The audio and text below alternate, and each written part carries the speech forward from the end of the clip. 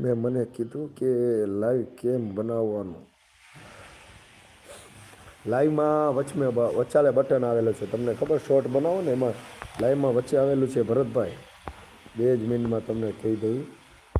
તમારા ચેનલમાં 148 થઈ ગયા એટલે લાઈવ ચાલુ થઈ છે તમારી. મજામાં શું લાઈવ ચાલુ થઈ છે.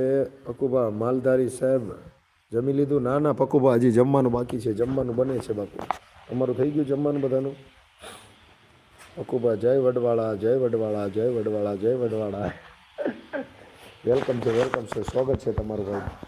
બાપુ બહુ બહુ સ્વાગત છે તમારું. સરસ બેનમાં મજામાં રહેવાનું.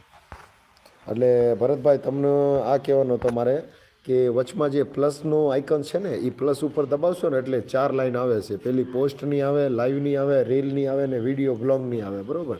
એમાંથી લાઈવમાં ઓકે કરવાનું એટલે તમારા 50 ઉપર થઈ ગયા ને એટલે લાઈવ પહેલાં ઓન થશે.